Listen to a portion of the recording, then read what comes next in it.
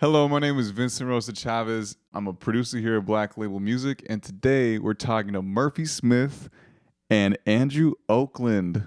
How's it going, you guys? Great. Okay, it's Awesome. great to have you guys here. So we're gonna start off. Just tell us a little bit about you guys, about what you guys do, and how you guys met. Yeah. So we both are individual artists in our own right. Yeah. And we on the single "You Got It," we both co-wrote and co-produced that one. Totally. And yeah, I do my own music. He does his own music as well.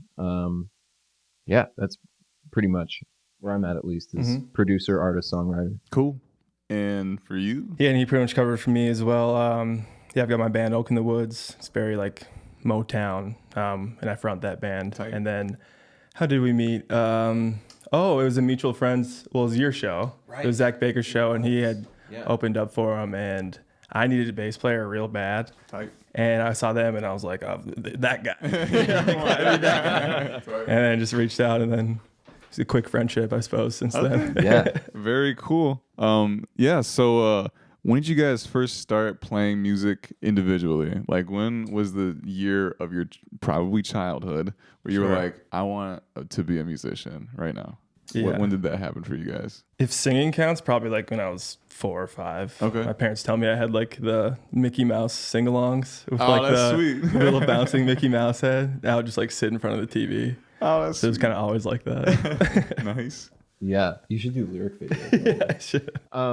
Yeah, it was my dad was a musician songwriter. Okay. And he had like a really nice home studio in our basement. Still Okay. does, but I would, kind of mess around on that stuff. But I started playing bass when I was 10. Okay. So it's been a gradual incline to taking up more and more of my life ever since I was 10, Okay. That basically. makes sense. Yeah. So, did you grow up in a musical household, or was it just the Mickey Mouse? No, stuff? we had instruments. My dad played like French horn in school. Okay. We had like an organ, but no, most of my family doesn't play. Okay. Well, how did you guys think that like being around music as kids sort of influenced how you developed as a musician over the course of your careers? Sure. I think like the cool thing about music is when you're a kid, the way your brain works is all you're really doing is recognizing patterns, I think.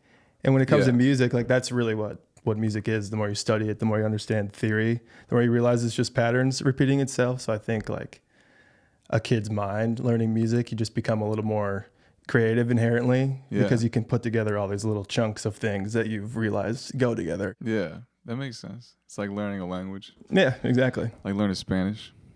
Yeah. It's exactly like that. And what about you? How do you feel? Yeah.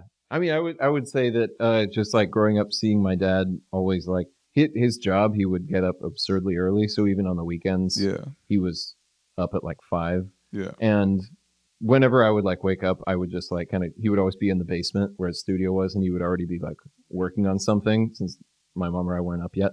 So like just kind of seeing that all the time and being able to just always go and like play an instrument really badly when I was like really little. Nice. And then and I started playing piano, and I took a bunch of piano lessons as well. So like doing all of that was really influential. It was like I was either going to do that or be like my mom's a graphic designer. So it was like one of those two things was going to happen, but it just happened to be the music one. Okay. Did you ever like mess around with Photoshop, like doing any graphic design stuff? Or Not I would like draw. Oh, okay. I would draw, and I would do some of that.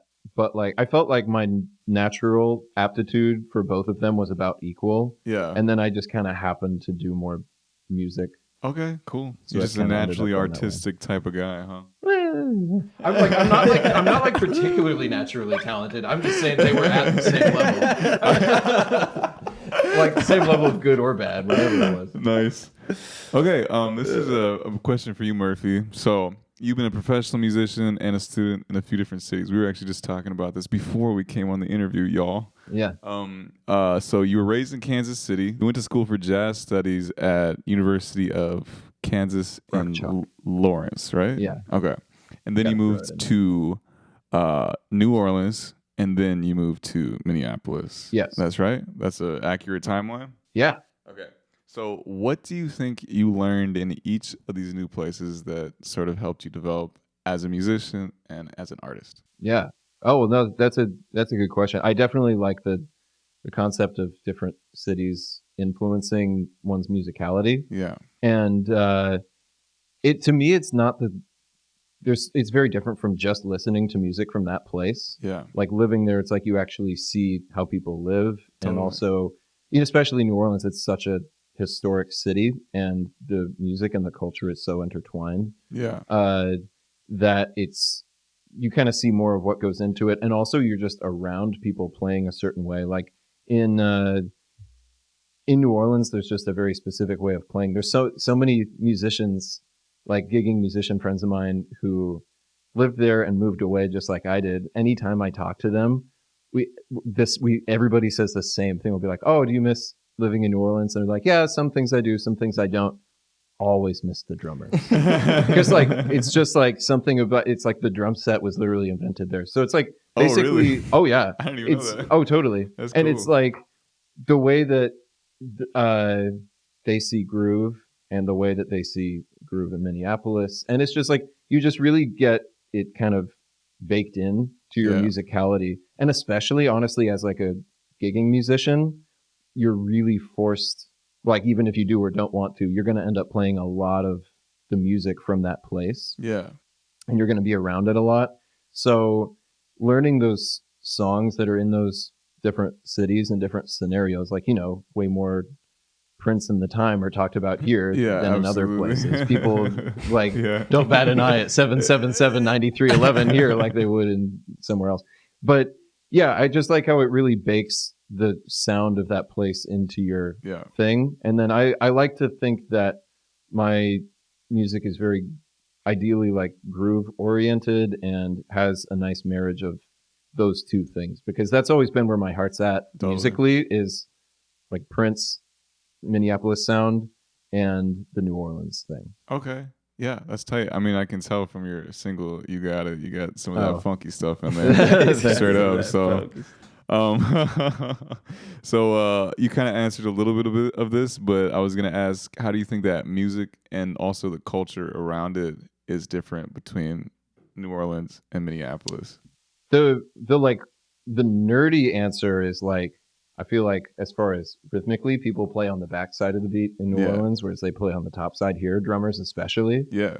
And it's just a different thing. That's not like I prefer, it's like I love both. Yeah. So that's why like blending them can be a little interesting, because some things, if you do a certain groove and it's normally on the backside and then you push it forward, it feels like a different thing. Yeah. So but basically, that's a big part of it. And from a groove perspective, they're just kind of constructed a little bit differently. New Orleans is like definitely the big second line thing, Yeah. like the brass band stuff and like the collective improvisation, and it's more loose. Mhm. Whereas Minneapolis is just like grid and synths and like very like planned out, like this phrase happens here, this one's here, and then there's this throughout like a 4-bar phrase, there's like a composite melody between all of the different things. Interesting. Yeah. Whereas New Orleans is like that'll kind of happen naturally, just with the collective of like this. If we're talking about the second line thing, So when you were in Kansas City, did you play a lot of music there, or were you kind of like more of a professional musician elsewhere?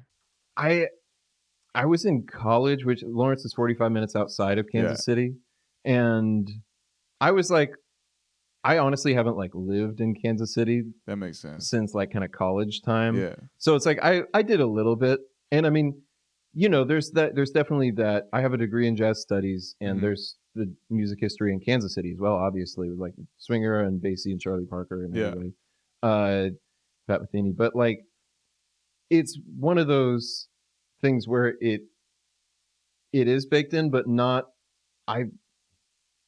I don't know. To me, I definitely have a bed of that, but I don't have as much direct inspiration from that as I do from Minneapolis and New Orleans. That makes a lot of sense. So you went to school for jazz studies, like you just said.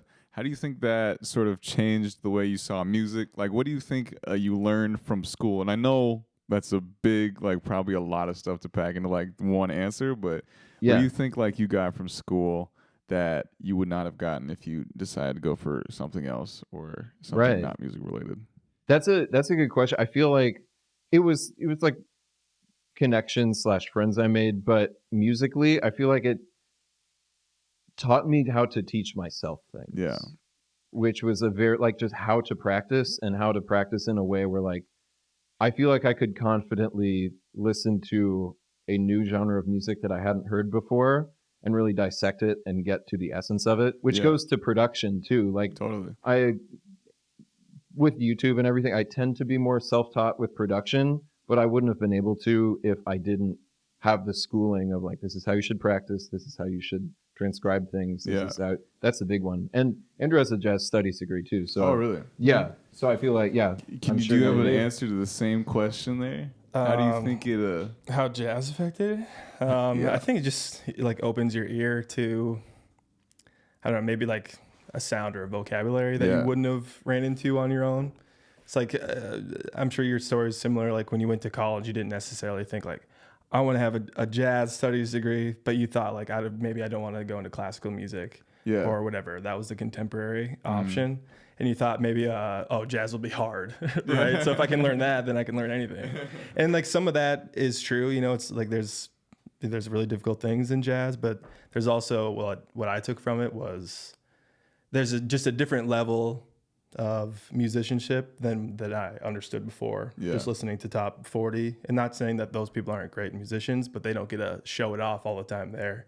Yeah. Or like when you listen to jazz, you're like, whoa, like I know it what takes you a while mean. just to even understand what's going on. Yeah, totally. And I Right. think that's about it. It was I definitely agreed. And especially with the like, that was actually why I got a degree in jazz studies. I didn't know if I wanted to play that professionally, but I knew that it was really hard. Yeah. And I was like, well, if I can learn this, then everything else will be easier, which is Yeah. true. In a way, I kind of had to unlearn not unlearn, but it's not like, oh, if you can play jazz, you can play anything. It's like, it's a style or genre of music. Yeah, I get it. Yeah. So if you do that, it's like, you can't play on a wedding gig like you would there. Yeah, You have to totally. do some things differently. Yeah, of you have course. to relearn some things in a way. Okay. But it was beneficial, absolutely. So, did you guys? I'm sure you guys took theory, like music theory. Did you guys?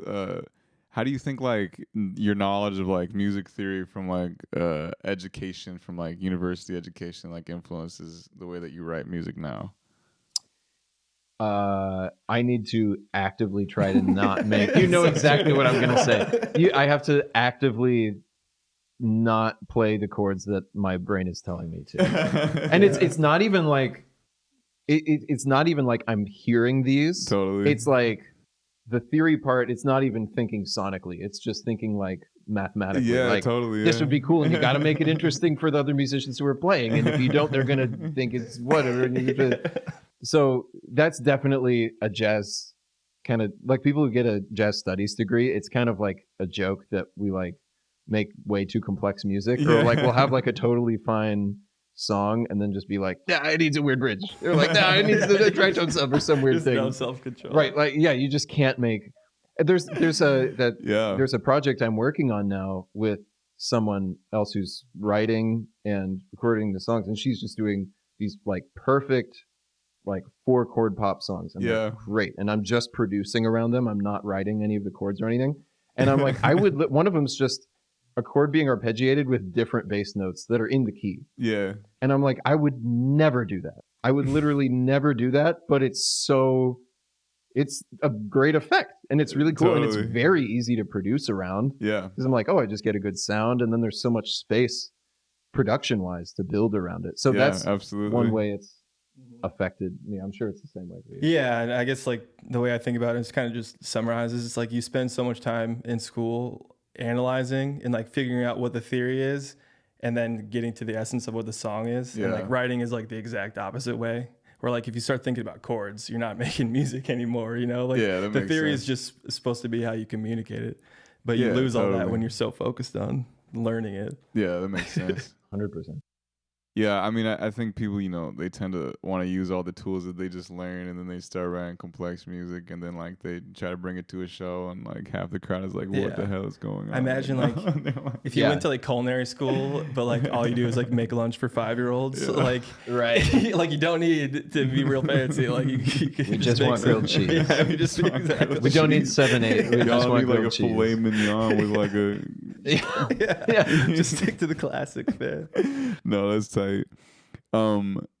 Yeah, so on the writing note, like how did you guys, start writing the song "You Got It," which is the shirts that they're wearing right now is from that video, y'all. Yeah. That's right. So how'd you guys start writing that? What were the sort of the ideas, the inspirations, and how do you think that you guys took your experiences as individual musicians and brought it to the table for that song? Sure. Yeah. I started that one with I have like a 80s drum machine thing that was on Yeah. a loop, and I was just kind of playing chords along with it, and I felt like I got to a happy medium where they were like interesting enough for my theory nerd Okay. part of myself, but also they were like accessible enough where I'm like, okay, these won't scare too many people. Yeah, But tight. I was like doing that, and I just came up with the chorus of it, and then I was like, oh, it's kind of cool, but I don't know if I want to be the one to be the primary singer on it, and I don't know what to do with the other thing. And there's always, I get to a certain point with every song where I'm like, if I ask for someone else to be involved or get their opinion, I have to really accept that I'll take their advice if it's my own original music, because I'm like. There's definitely try to I try to avoid the ego, but there's a part of it that's just like, It's but that's not impossible. what you were thinking. But so I was just like, I'm gonna ask Andrew, and we hadn't worked on a song together before. No. Like we'd played together. I'd played in his band, and Yeah. he'd seen me, but we hadn't worked together. I just knew he was a really good vocalist, and he wrote fun songs. So I was just like, okay, I'm gonna ask Andrew. It'll be, and then it turned out super great. Yeah. Yeah. He sent me whatever he had. It was like the skeleton of the song, Yeah. kind of. And then I think I just came up with the idea for the pre-chorus. Yeah, he wrote. Yeah, he did all Yeah. that by himself. And then we got together, wrote up the lyrics for the verses, and just kind of went from there. Yeah, I think like as far as like our experiences going, like there's some like jazz school in there, but it's Yeah. also just very like New Orleans and Detroit, and like because like I love Bill Withers and Motown totally. and the Meters, like New Orleans. So like we kind of already naturally yeah, work that way, yeah.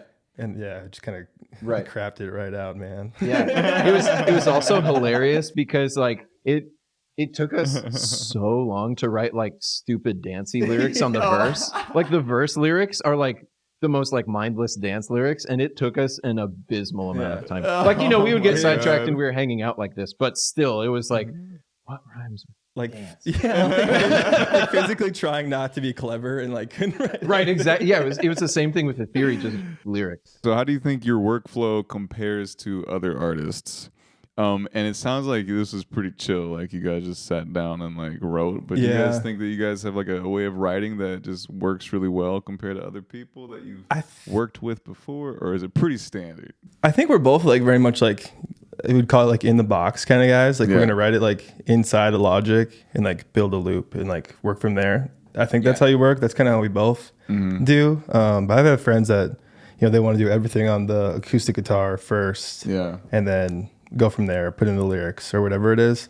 But that's really hard for me because I just think about it so holistically. Yeah.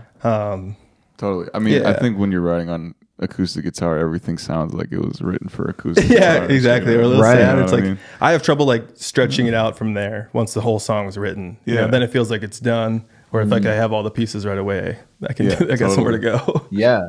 I find that I have a lot easier time if I start building a loop like that and then writing around it, because I can just like have it play and I can kind of riff. I don't have to multitask, because it's like obviously bass, super confident in it. I could play that, but it's hard to like build a song around just a single bass line. Sometimes a lot of the songs that I would hear start with like a keys part, and then I get that in the box and then I build around it. But it's like my keys play, it's definitely a second instrument. Like it's okay, but I have to like really think to improvise lyrics and melodies while I'm playing keys. So it's like it's a lot easier to just do that and get it in the box and then mess around with it more. Yeah, later. totally. Yeah. So did you guys kind of like just decide the groove and start like bumping along and just singing along and stuff and like going from there? All of it was like very instant, you know. Yeah. The melodies came really fast, and then it was just like, what are the words, you know? Right. Yeah. Like, how did we just get it I get out? that.